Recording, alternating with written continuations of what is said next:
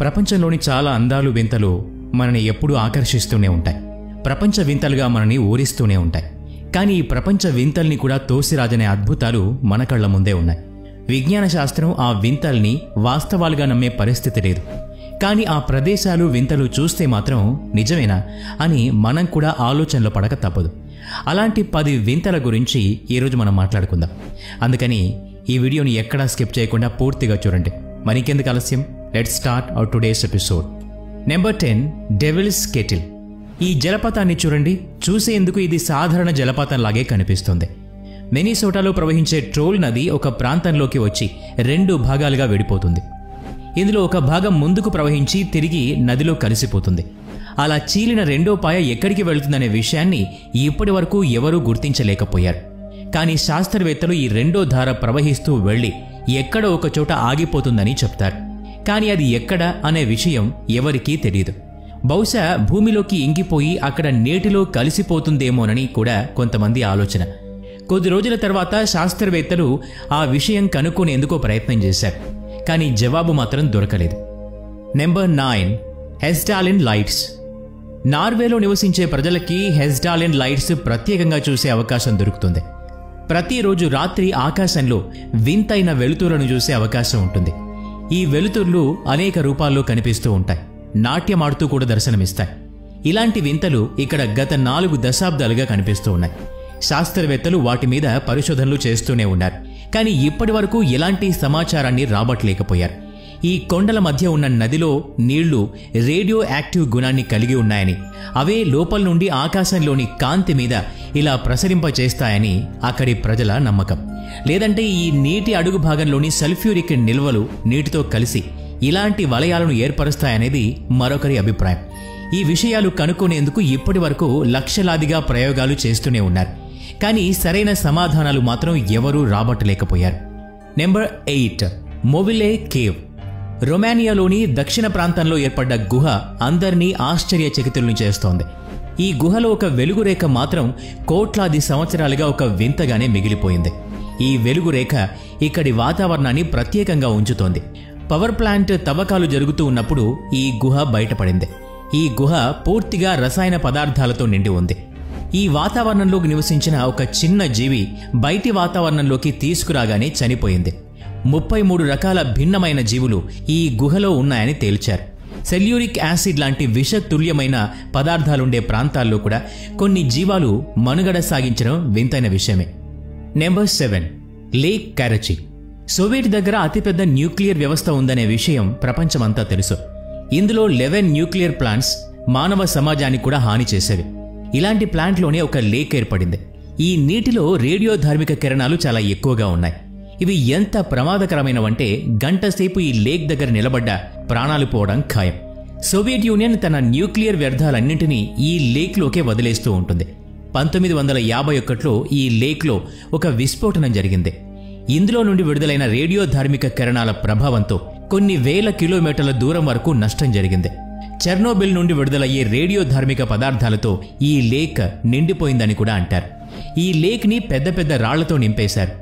అయినా కూడా ఇది ప్రమాదకరమైన లేక్గానే చెప్పుకుంటారు. Number 6, the double tree of Casorzo. ఇటలీలోని పియామోంటి ప్రాంతంలో కొన్ని విచిత్రమైన విషయాలు కనిపిస్తాయి. అక్కడి కొండల్లో ఒక మొక్క ఉంది. ఇది ఇతర కొండజాతి మొక్కలాగే కనిపిస్తుంది. కానీ ఈ చెట్టు మరో చెట్టు కొమ్మ మీద పెరిగింది.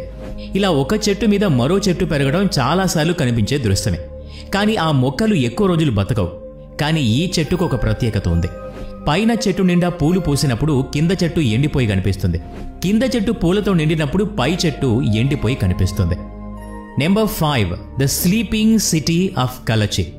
కజకిస్తాన్లోని కలచి నగరం సినిమాల్లో చూపించే నగరం కాదు. ఇక్కడి ప్రజలు ఒక ప్రత్యేకమైన వ్యాధితో బాధపడుతున్నారు. నిద్ర వ్యాధి. నడుస్తూ తిరుగుతూ ఉండే ప్రజలు కూడా, వాహనాలు నడిపే ప్రజలు కూడా అర్ధాంతరంగా ఎక్కడ పడితే అక్కడే ఆగిపోయి నిద్రపోతూ ఉంటారు.